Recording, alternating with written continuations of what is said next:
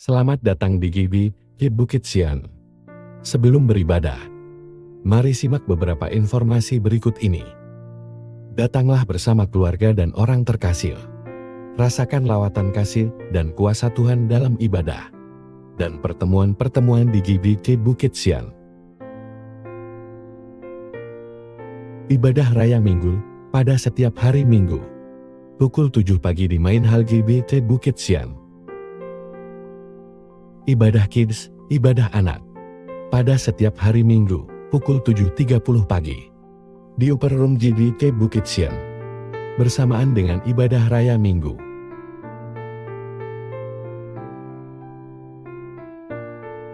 Ibadah Youth, ibadah pemuda. Pada minggu kedua dan keempat setiap bulan.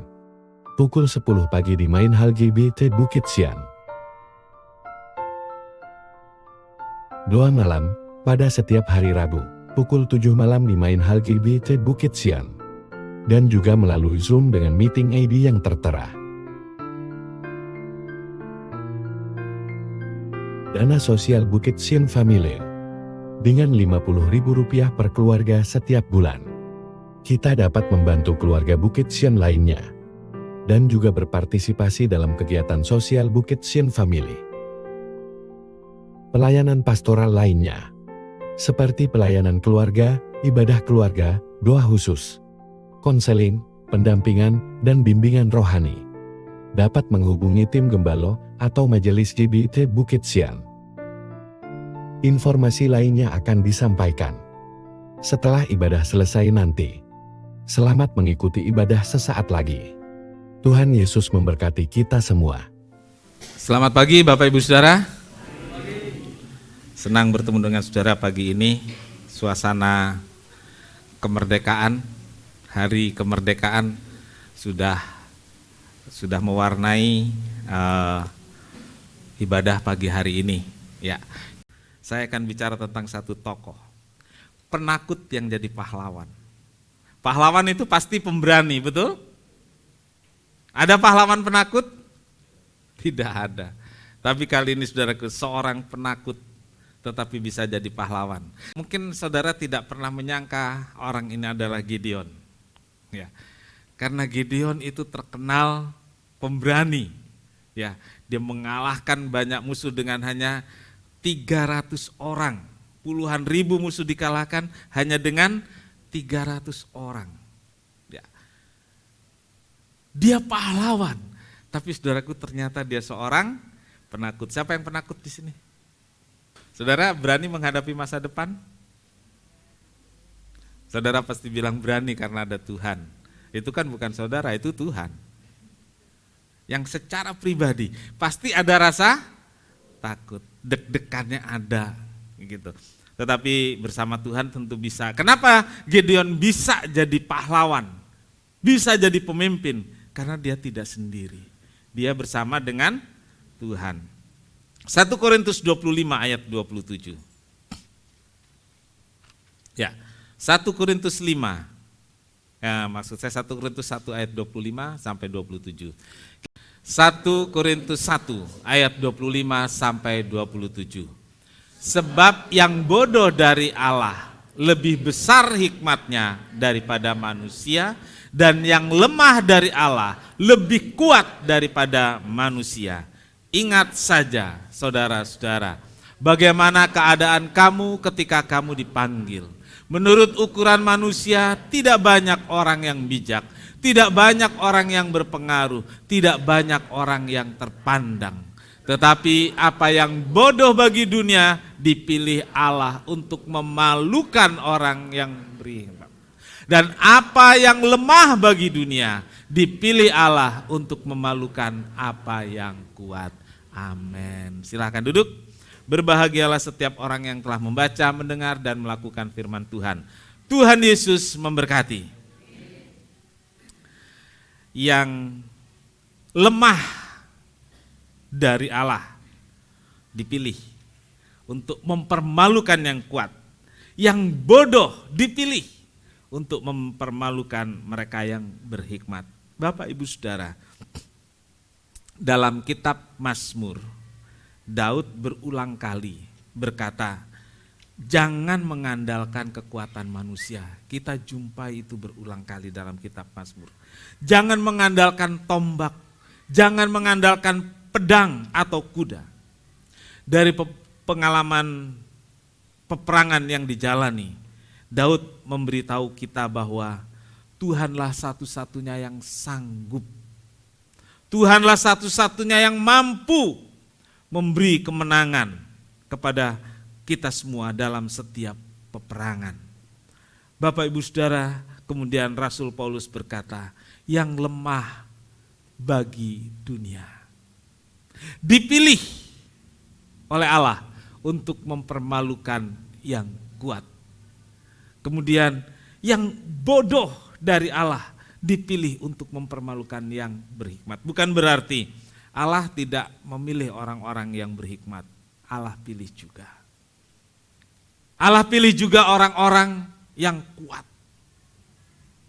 Tetapi kalau kita tahu kita seorang yang lemah, kalau kita tahu kita seorang yang bodoh, jangan kecil hati. Jangan minder, jangan kurang pede. Karena kalau kita percaya Tuhan dan berserah, Tuhan sanggup mengangkat kita makin tinggi, makin tinggi. Amin. Haleluya, puji nama Tuhan. Saudaraku, apa yang dikatakan oleh Daud, apa yang dikatakan oleh Rasul Paulus, ternyata itu kemudian cocok atau jadi pengalaman hidup dari seorang yang bernama Gideon. Dia seorang yang lemah. Bahkan saya menyebutnya sebagai seorang yang penakut, ya seorang yang penakut. Tetapi kemudian kita lihat dia menjadi pembebas bagi bangsanya, yaitu bangsa Israel. Saudaraku, beberapa hal kita akan lihat pagi hari ini. Yang pertama, ada satu yang aneh. Ya, ada satu yang aneh dari Gideon ini, saudaraku. Mengirik gandum di tempat pemerasan gandum. Harusnya mengirik gandum di mana, saudaraku? Di mana mengirik gandum? Ya di tempat pengirikan gandum. Memeras anggur baru di tempat pemerasan anggur. Tapi ini mengirik gandum di tempat pemerasan gandum. Kita baca Hakim-Hakim 6 ayat 11. Kemudian datanglah malaikat Tuhan dan duduk di bawah pohon terbantin di Ofra, kepunyaan Yoas, orang Abiezer itu. Sedang Gideon anaknya mengirik gandum dalam tempat pemerasan anggur agar tersembunyi bagi orang Midian. Ya, saudaraku, jadi Gideon bersembunyi. Kenapa bersembunyi, saudaraku? Logikanya saja. Kenapa bersembunyi? Takut. Ya. Dia takut. Dia takut kepada orang-orang Midian. Kondisi bangsa Israel adalah sedang tidak baik-baik saja. Itu kondisi bangsa Israel. Mereka dijajah, ditindas oleh satu bangsa yang bernama bangsa Midian. Mereka tidak lagi menyembah Allah Israel dan melakukan yang jahat di mata Tuhan. Mereka membangun tempat-tempat penyembahan yang disebut kuil. Dan ada satu nama dewa yang disembah yaitu Baal. Dan kuil-kuil Baal ini sebagai tempat ibadah mereka dan penyembahan menggantikan ibadah kepada Allah orang Israel yang biasa mereka lakukan di bait suci. Hakim-Hakim 6 ayat 1, saudara-saudara, kita lihat di sini penjelasan tentang bagaimana kondisinya. Tetapi orang Israel melakukan apa yang jahat. Apa yang jahat di mata Tuhan. Sebab itu Tuhan menyerahkan mereka ke dalam tangan orang Midian 7 tahun lamanya. Jadi dijajah 7 tahun lamanya. Israel benar-benar diserahkan sebagai satu bangsa kepada bangsa Midian untuk dijajah. Hidup mereka menderita, ditindas, hasil panen selalu dirampas, dan hidup dalam sengsara. Itu kondisi Israel. hidup di bawah tekanan, hidup di bawah perintah. Mereka menabur, tapi tidak pernah menuai. Kalau toh mereka menuai, tuaian itu dirampas. Itu kondisi dari bangsa Israel. Mengapa? Kembali ke Hakim-Hakim 6 ayat 1. Karena Israel melakukan apa yang jahat di mata Tuhan. Melakukan apa yang tidak berkenan kepada Tuhan.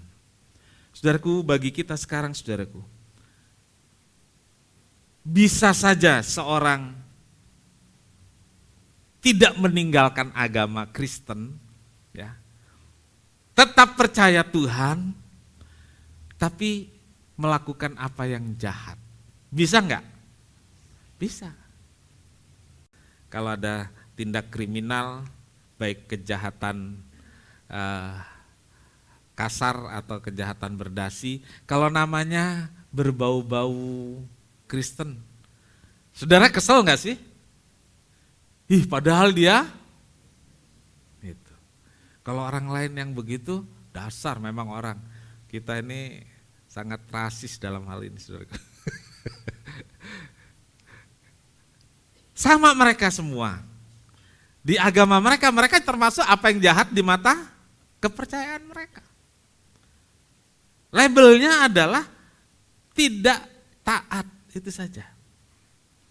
Jadi bisa saja tetap ke gereja loh, hari Minggu ke gereja loh. Tapi besok pakai rompi oranye, saudaraku. Bisa kan? Bisa. Dan dalam keadaan-keadaan begini, apakah Tuhan membiarkan? Tuhan gak peduli? Ternyata tidak. Tuhan peduli. Tuhan tegur. Dan memang tidak enak, saudaraku, untuk bangsa Israel. Karena kemudian dikatakan diserahkan kepada bangsa lain untuk ditindas. Diserahkan untuk ditangkap polisi. Diserahkan untuk ditangkap KPK dan lain sebagainya, saudaraku. Tuhan kasih waktu 7 tahun, saudaraku, kepada bangsa Israel. Entah kepada orang-orang percaya yang melakukan tidak berkenan kepada Tuhan itu dikasih waktu berapa tahun, kita nggak tahu, saudaraku. Tapi itu kesempatan yang diberikan oleh Tuhan. Saudara-saudaraku, Allah sedang memberi pelajaran kepada Israel supaya sadar dan kembali beribadah kepada Allah. Juga kepada kita semua. Tuhan Allah kita memberi kesempatan. Kita yang baik-baik saja, Tuhan kasih kesempatan untuk meningkatkan kualitas hidup Kristen. Tapi yang sedang tidak baik-baik saja dengan Tuhan, Tuhan kasih kesempatan untuk bertobat. Puji Tuhan. Mengapa mengirik gandum di tempat pemerasan anggur? Ya, ini saudaraku. Mengapa mengirik gandum di tempat pemerasan anggur? Saudaraku, yang pertama karena takut. Tadi sudah disinggung, saudaraku, karena takut. Mengirik gandum berada di tempat terbuka. Nah, ini saudaraku. Karena tempat terbuka membutuhkan tempat yang lebih luas serta banyak kulit gandum yang terbuang, saudaraku. Giling padi secara manual, kalau saudara mau gampang ngertinya ya, menggiling padi secara manual, bukan pakai mesin. Gitu. Itu mengirik gandum dan ada sekamnya, ada banyak debu dan itu perlu tempat terbuka. Tetapi saudaraku, kalau di tempat terbuka ketahuan orang Midian, diambil semua.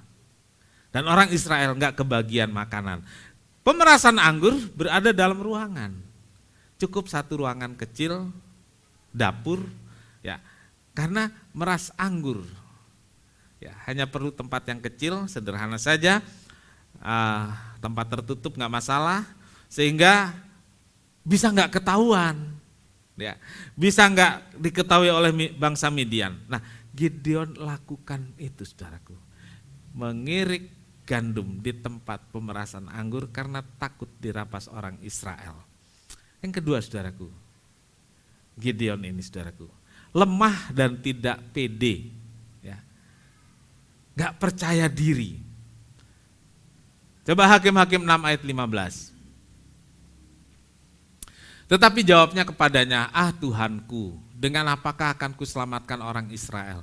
Ketahuilah kaumku adalah yang paling kecil di antara suku Manasye, dan aku pun seorang yang paling muda di antara kaum keluargaku. Coba saudaraku kita lihat di sini.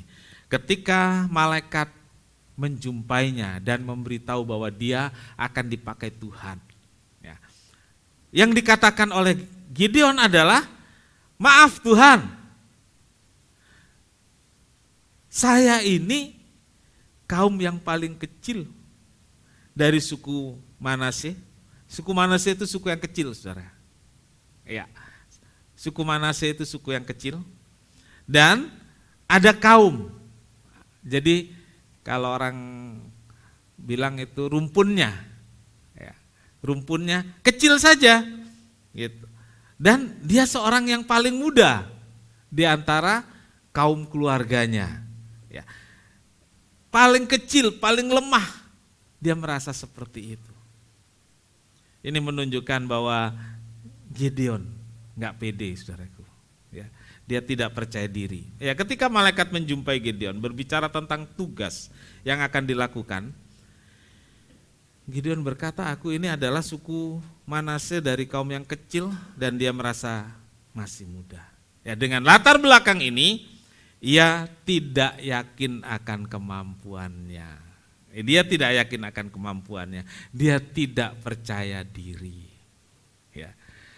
Saudaraku, penting loh percaya diri. Cuman jangan over confidence, jangan kelebihan kepercayaan diri. Dalam pelayanan juga begitu. Ya, harus percaya diri, tapi jangan over. Saudara-saudaraku, udah takut, lemah, nggak percaya diri. Itu yang kita kenal dari Gideon. Yang kedua, panggilan Gideon. Saudara, malaikat menjumpai Gideon saat sedang bekerja membantu orang tuanya. Halo, saat bekerja membantu orang tuanya. Ini penting saudaraku, digarisbawahi kalau di keluarga anak-anak membantu orang tuanya. Ya, oke, lanjut ya, nggak usah dibahas. Ini ibu-ibu bapak sudah begini, puas lu anak-anak di khotbah sama Pak Pendeta, taunya Pak Pendeta nggak bahas. Sebenarnya sudah tahu juga lah ya, sudah tahu sendiri itu. Nah, oke. Kenapa membantu? Agar ada persediaan makan di rumah. Jadi gandum digiling supaya ada makan di rumah. Dan itu dikerjakan oleh Gideon. Dia mengirik gandum, ya menggiling padi, semacam menggiling padi secara manual tadi, dengan tempat yang tersembunyi. Tetapi positifnya di sini saudaraku, dan inilah saya lihat kenapa Tuhan Allah memilih Gideon, saudaraku. Kenapa Tuhan sampai dari sekian banyak anak-anak muda di Israel, tapi pilihan Allah tertuju kepada Gideon. Yang pertama saudaraku, karena Gideon seorang yang rajin. Ya, seorang yang rajin. Katakan, seorang yang rajin. Saya seorang yang rajin. Engkau yang rajin benar-benar diberkati Tuhan. Haleluya. Saudaraku, dia rajin. Jadi saudaraku, Gideon dipanggil saat bekerja. Ya. Jadi Gideon dipanggil bukan waktu main game. Bukan waktu tidur-tiduran.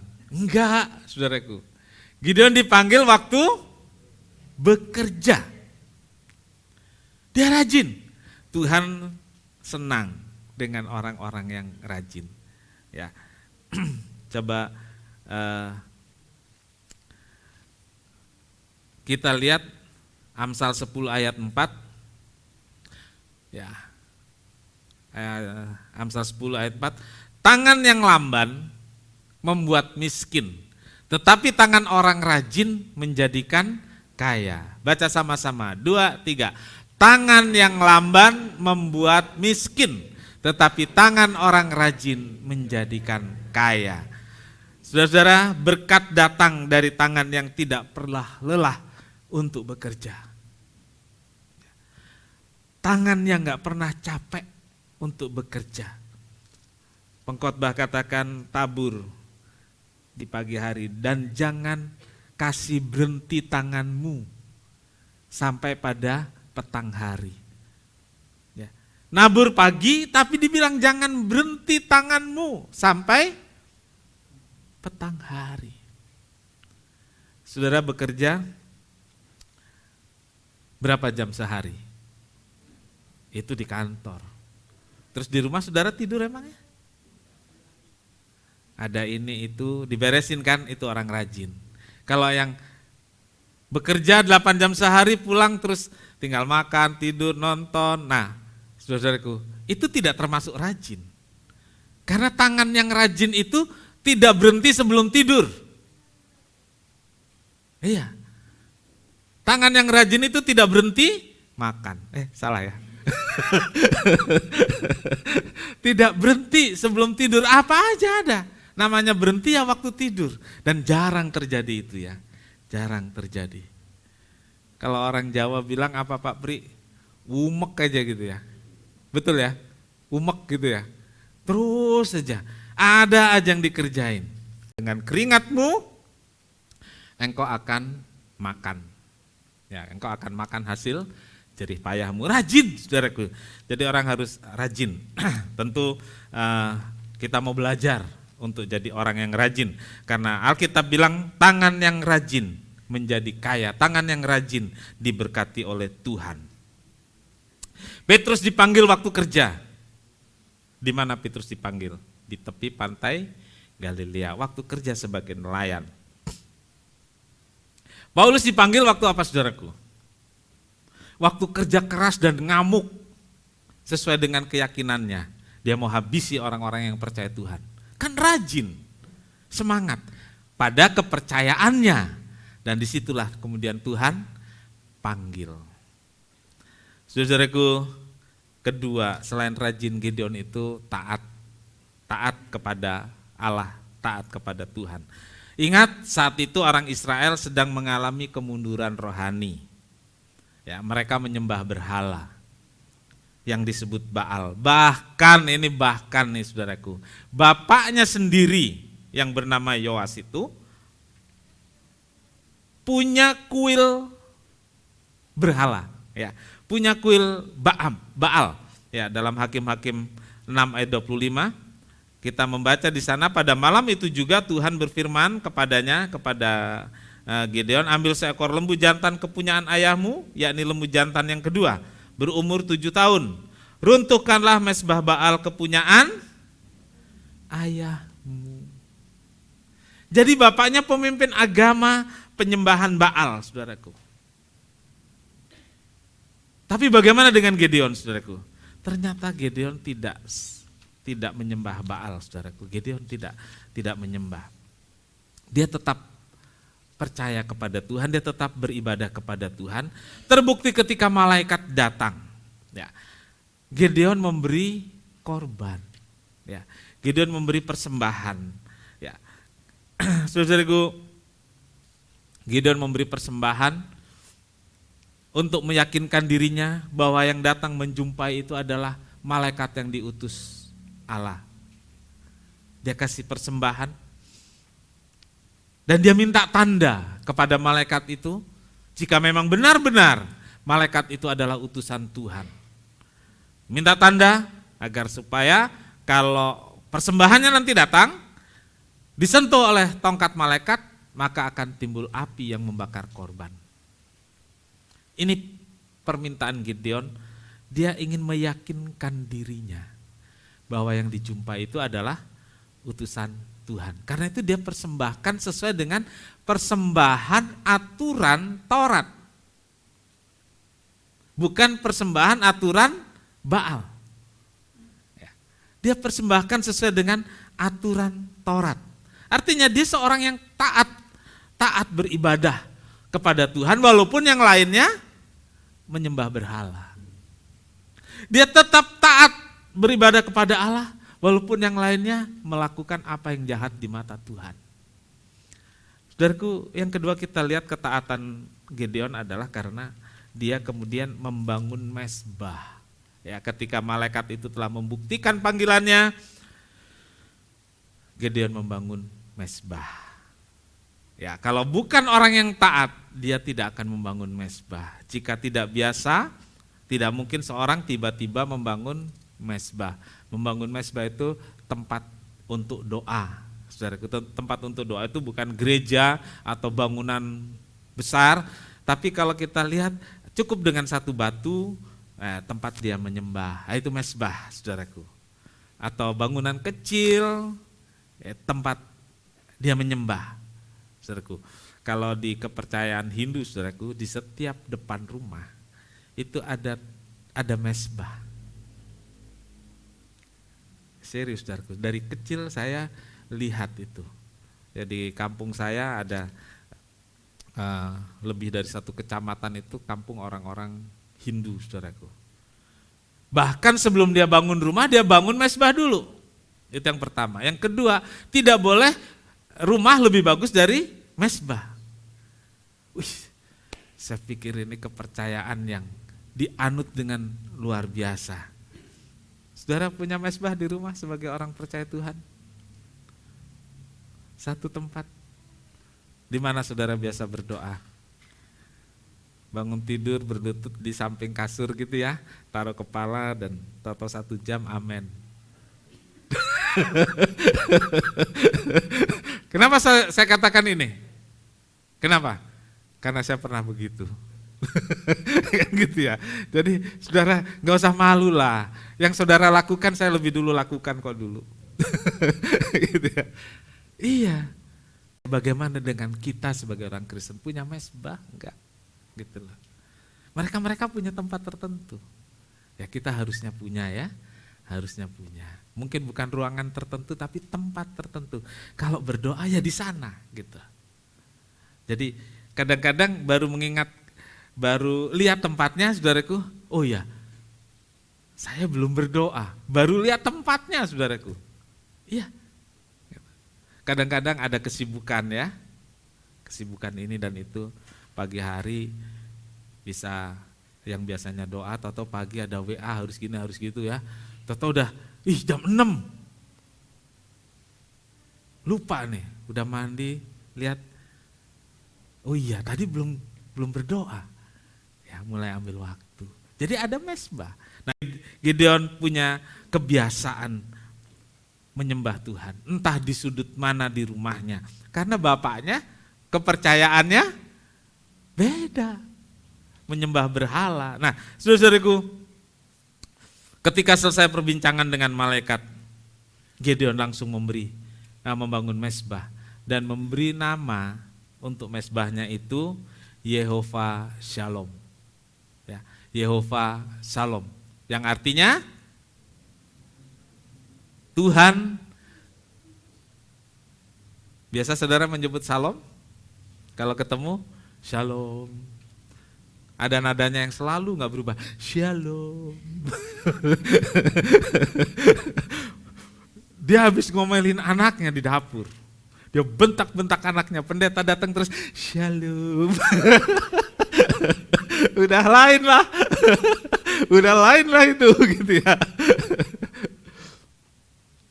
Shalom itu artinya banyak diterjemahkan bisa selamat, damai sejahtera atau selamat saja, tapi artinya ini yang lebih menonjol dalam peristiwa Gideon, yaitu Tuhan itu keselamatan. Katakan sama-sama, Tuhan itu keselamatan. Jadi ketika saudara kasih salam Shalom, Tuhan itu keselamatan. Jadi lain kali saudara pahami itu ya, Tuhan itu keselamatan.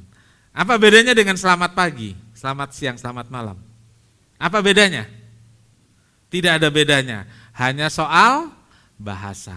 Apa yang Shalom itu lebih rohani? Enggak juga sih, sama aja gitu ya, sama aja. Jadi kalau saudara nggak ngucapin Shalom waktu ketemu, ngucapinnya selamat pagi nggak dosa, ya, nggak masalah dengan itu. Jadi membangun mezbah bagi Gideon adalah sebagai bentuk ucapan syukur dan terima kasih kepada Allah yang sudah mengutus, kepada Allah yang sudah menjumpai, kepada Allah yang sudah memberi harapan besar bagi Gideon dan bangsa Israel. Saudara, kalau saudara merasa senang telah diselamatkan, merasa bahagia karena sudah diberi harapan besar oleh Tuhan dalam hidup ini, bangunlah mezbahmu. Hidup kita ini jadikanlah mezbah. Ya, jadikan hidup ini mezbah sebagai tempat berterima kasih kepada Tuhan yang telah menyelamatkan kita. Baik, poin 3. Ada 3 kali Gideon meminta tanda. Ya, 3 kali Gideon meminta tanda adalah hal yang tidak biasa, ya, tidak lazim, saudaraku. Saudara pernah minta tanda dari Tuhan? Minta tanda?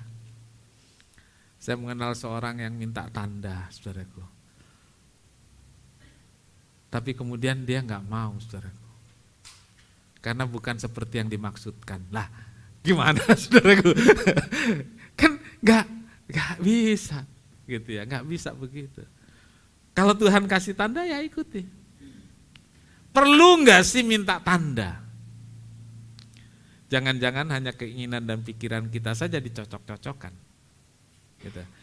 Saya melihat dari peristiwa ini, saudaraku, Gideon minta tanda itu karena dia ragu-ragu. Dan saya perhatikan orang-orang yang selalu minta tanda karena dia ragu. Ragu kepada siapa? Pada dirinya sendiri. Ragu kepada siapa? Ragu kepada Tuhan juga. Ada firman Tuhan. Ini kan cukup. Gitu. Apalagi zaman sekarang minta tanda. Bisa lain-lain nanti. Kan seperti itu ya. Bisa lain-lain, saudaraku. Ya. 3 kali Gideon minta tanda. Dikasih 1 kali enggak cukup. Dia minta lagi. Yang pertama dia minta tanda adalah api dari tongkat malaikat agar bisa membakar persembahannya. Dalam Hakim-Hakim 6 ayat 17 sampai 21, ayat 17 saya baca permintaannya. Jika sekiranya aku mendapat kasih karunia di matamu, maka berikanlah kepadaku tanda. Ya, ini permintaannya. Berikanlah kepadaku tanda bahwa engkau sendiri yang berfirman kepadaku. Kemudian ayat 21, dan malaikat Tuhan mengulurkan tongkat yang di tangannya, dengan ujungnya disinggungnya daging dan roti itu, maka timbullah api dari batu itu dan memakan habis daging dan roti. Kemudian hilanglah malaikat Tuhan dari pandangannya. Jadi setelah memberi tanda, api keluar dari batu dan membakar persembahannya, malaikat hilang. Cukup gak sih? Kalau saudara diberi tanda gitu, puas gak? Jarang-jarang terjadi. Mungkin seumur hidup kita gak pernah mengalami atau mendengar. Tapi ini sampai terjadi loh, saudaraku. Tapi ternyata Gideon masih ragu. Apa yang diminta lagi? Dia minta lagi, Tuhan, kalau guntingan bulu domba, dia gunting bulu domba. Kalau guntingan bulu domba ini saya taruh, tisu aja ya, nggak ada bulu domba.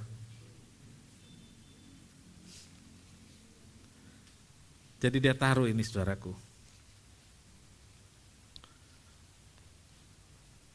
Dia taruh, Tuhan, kalau guntingan bulu domba ini saya taruh di sini. Besok pagi guntingan ini basah, yang lainnya kering. Itu berarti engkau Tuhan memang benar-benar mau pakai saya. Bangun pagi dia lihat, ih basah, diperes, ada airnya. Cukup enggak? Enggak cukup.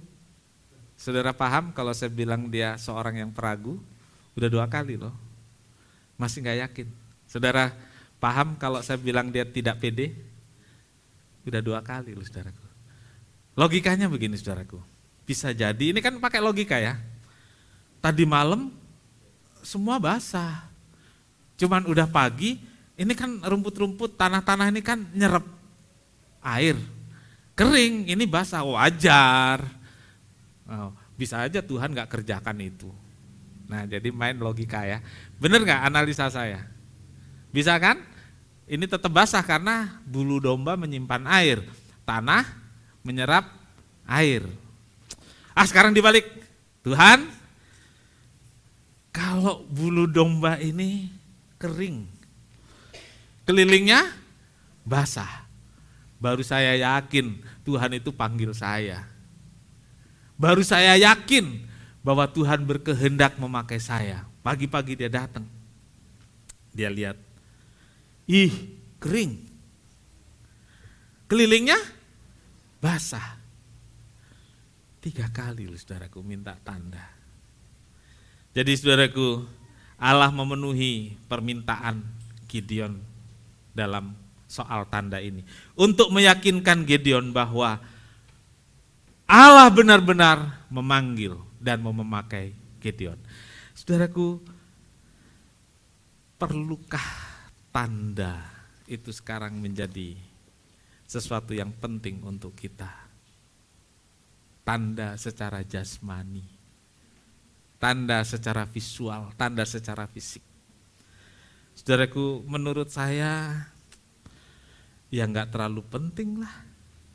Sekarang ya, tanda yang penting adalah damai sejahtera di hati. Kalau saudara mengambil keputusan sesuatu, kalau saudara merasa Tuhan berkehendak memakai saudara, saudaraku, Tuhan ingin saudara melakukan sesuatu, kalau hati saudara damai sejahtera, yakinlah itu memang Tuhan berkehendak, gitu. Yakinlah. Ada hal-hal yang secara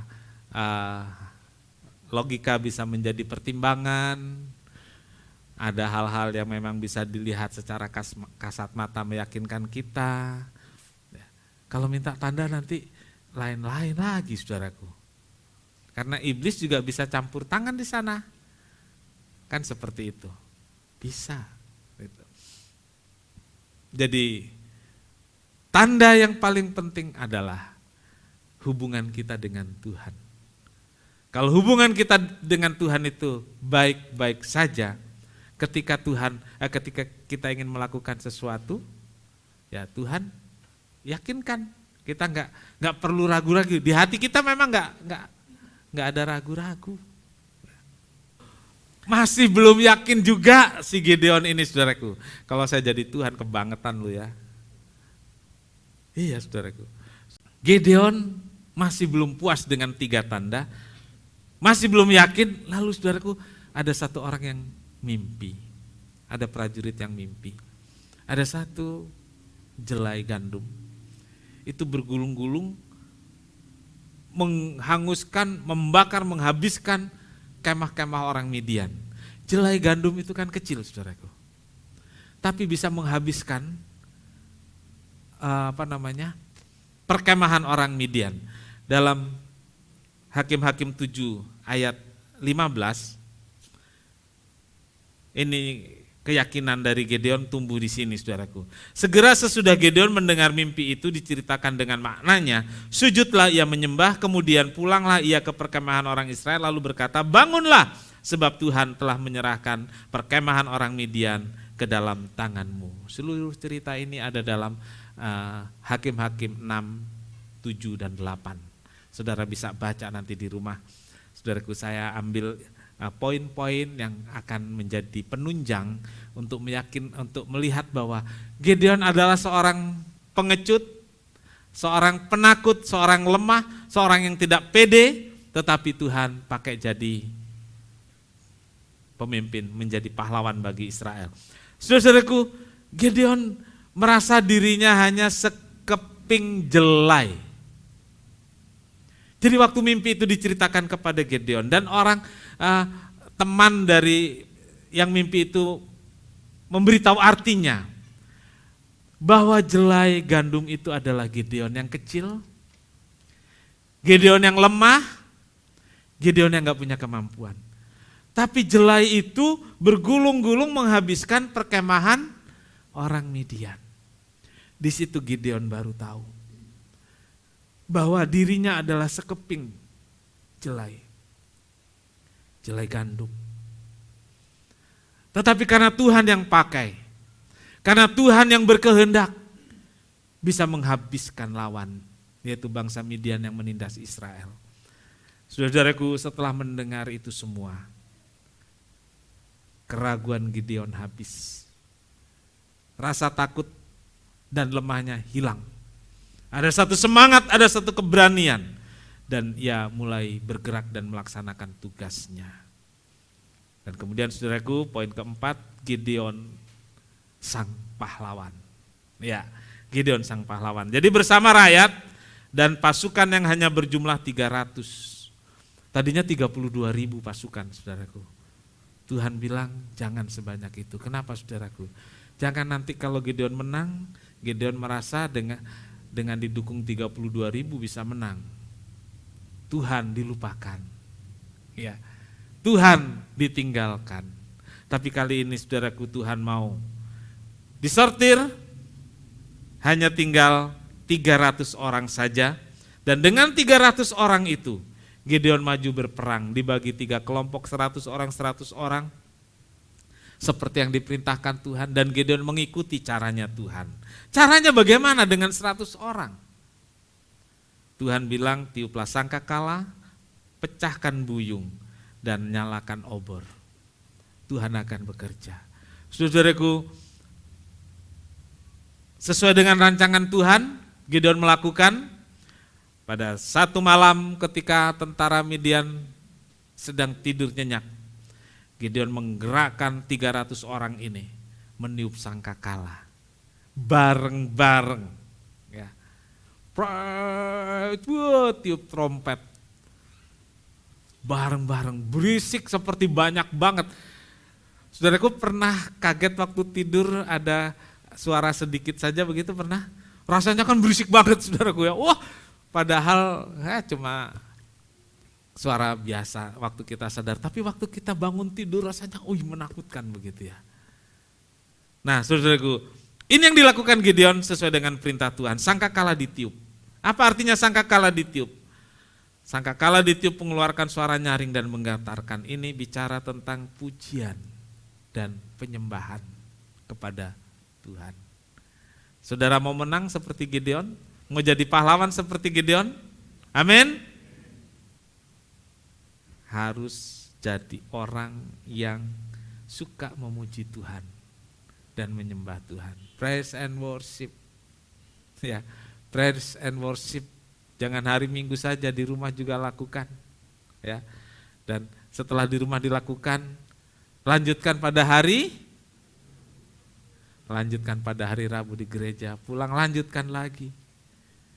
Saudaraku, kalau mau menang, tiuplah sangkakala. Jangan, kalau kita nggak tiup sangkakala, jangan sampai Tuhan yang tiup sangkakala untuk saudara.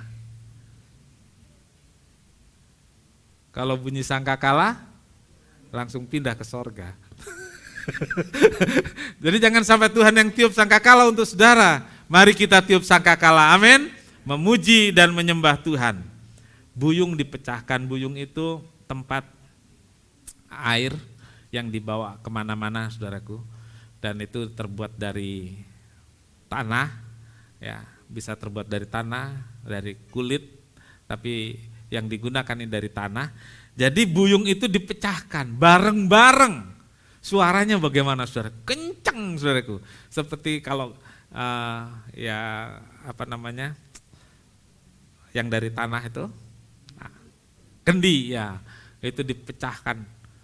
300 orang yang di sekitar perkemahan itu memecahkan tuh, brang, suaranya kan seperti banyak banget. Ini menakutkan orang Midian. Saudaraku, buyung yang dipecahkan itu bicara tentang hati yang hancur, hati yang berserah kepada Tuhan. Saudaraku, ingat, Tuhan tidak menolong orang yang keras hati. Ya, Tuhan tidak menolong orang yang tidak mau berserah. Tuhan gak mau menolong orang yang tidak mau menolong dirinya sendiri. Ya, Tuhan mau kan cuma kita menyembah Tuhan, berserah. Apa susahnya? Gitu. Sulitnya di mana? Cuma suruh memuji Tuhan, nyanyi pujian dan menyembah, berserah diri, kan gak ada sulitnya. Tapi ternyata saudaraku, inilah yang paling sulit dilakukan orang Kristen. Amin. Ini paling sulit dilakukan oleh orang Kristen. Tanyakan pada semua gereja. Paling banyak kebaktian hari Minggu karena perayaan. Kalau praise and worship itu sedikit. Kenapa? Saya bilang itu paling sulit. Memberi hati yang pecah. Memberi hati yang berserah itu paling sulit. Saudaraku, tapi Tuhan mau kita melakukannya. Berserah, tidak keras hati, ya buyung dipecahkan. Ya. Tuhan mau menolong orang yang mau menolong dirinya sendiri. Ya. Tuhan tidak mau menolong orang yang keras hati, yang tidak mau menolong dirinya sendiri dengan berserah kepada Tuhan. Dan ini dilakukan Gideon untuk menyerang orang-orang Midian. Kemudian obor yang menyala. Ya, obor yang menyala. Itu dalam Hakim-Hakim 7, 19 sampai 22 saudaraku. Jadi dipecahkan buyung, ditiup sangkakala, lalu menyalakan obor bareng-bareng dan berkumpul sama-sama. Berkumpul, menyerang, maju. Saudaraku, dengan berseru, dengan berteriak, demi Tuhan, demi Gideon dan demi Tuhan. Ya, demi Gideon dan demi Tuhan. Dan saudaraku, obor yang menyala ini bicara tentang semangat yang membara. Ya, semangat semangat yang membara dalam pimpinan Roh Kudus. Itu perlu ada dalam hidup kita. Sehingga dengan semangat dari Roh Kudus itu kita enggak lelah, kita enggak capek. Saudaraku, dengan pertolongan Tuhan bangsa Midian dikalahkan dan bangsa Israel menikmati kebebasannya. 7 tahun dijajah, 7 tahun ditindas, 7 tahun panennya dihabisi terus. Tapi karena ada seorang, ingat, ada seorang yang mau dipakai Tuhan. Ada satu orang yang mau berserah. Ada satu orang yang mau berjuang. Ada satu orang yang mau bersemangat. Dan itu bisa menggerakkan rakyat untuk melawan bangsa Midian. Saudaraku, jika Tuhan mau dan jika kita mau dipakai, siapapun kita, apapun keadaan kita, dengan latar belakang seperti apapun, bagaimanapun asal kita, dari manapun asal kita, asalkan kita mau percaya. Tuhan gak pilih kasih. Ingat, yang lemah menurut pandangan dunia dipilih Allah. Yang bodoh dari pandangan dunia dipilih Allah. Untuk melakukan sesuatu yang besar. Sama seperti Yefta. Dianggap bukan anak mamanya, diusir. Anak PSK. Gak dianggap, tapi dia bisa berhasil. Siapa Gideon? Penakut, lemah, gak percaya diri. Tapi Tuhan pakai sebab dia mau berserah kepada Tuhan, mau mempercayai panggilan. Saya gak tahu apa yang menjadi pergumulan saudara dalam hidupmu untuk sekarang, di keluarga, untuk masa depan. Jangan rendah diri, jangan jadi peragu, jangan penakut. Percayalah pada Tuhan, Dia membuat engkau percaya diri.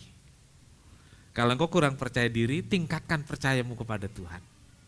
Tuhan pasti akan menolong, Tuhan akan memberi kesanggupan dan membuat kita sukses, membuat kita berhasil, membuat Tuhan dipermuliakan. Amin. Tuhan Yesus memberkati.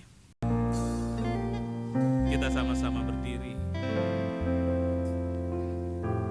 Mungkin ada di antara kita, apakah itu orang tua, apakah itu anak muda, yang merasa seperti Gideon. Saudaraku, saya ingin katakan pada saudara, sebenarnya Gideon itu adalah saya. Gideon itu adalah kita. yang penakut, yang lemah, yang gak percaya diri dengan berbagai alasan. Mungkin karena pendidikan kurang, karena orang miskin, karena asal dari kampung. Bukankah kita merasa seperti itu? Yang kita hadapi adalah raksasa-raksasa yang besar di kota ini, di tempat pekerjaan, di tempat sekolah. Tapi saudaraku, Tuhan mau pakai, Tuhan mau pegang tanganmu, Tuhan mau tuntun langkahmu, Tuhan mau mengangkatmu untuk menjadi pahlawan, untuk jadi pemimpin, untuk menjadi yang sukses, untuk menjadi yang berhasil, untuk menjadi kepala. Asalkan kita mau tunduk, berserah, kita mau taat, mau bawa diri kita dengan hati yang hancur kepada Tuhan. Haleluya. Kau selalu punya cara untuk menolongku.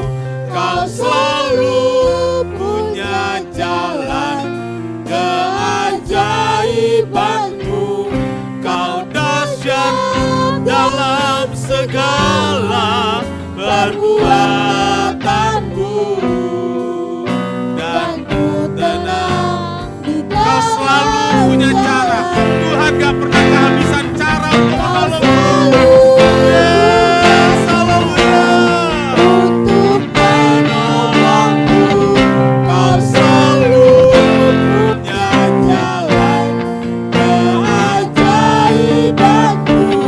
Kau dahsyat dalam segala perbuatanmu, dan ku tenang. Kita angkat tangan kita, katakan kau selalu punya cara.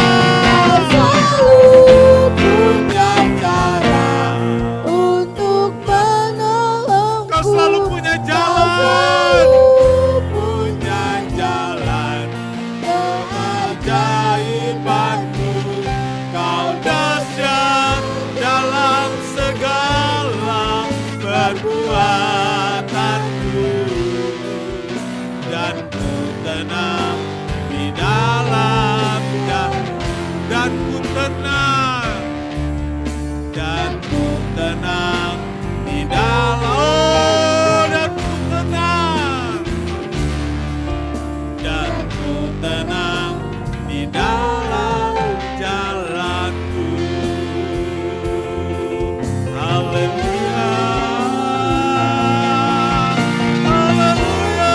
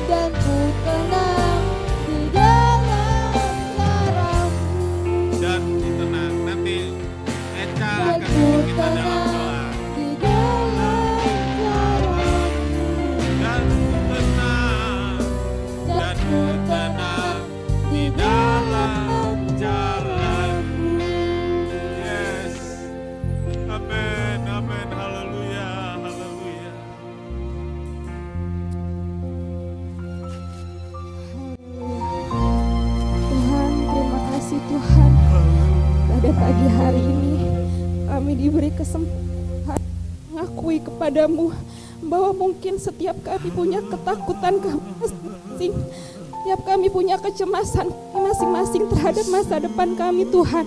Tapi kami yakin Engkau pakai gini, Engkau akan pakai setiap kami Tuhan. Amen. Engkau tidak akan menjadikan kami ekor, tapi menjadikan kami kepala Tuhan. Yes. Baik keluarga kami, baik dalam pekerjaan kami, Engkau mau memimpin kehidupan kami ya Tuhan.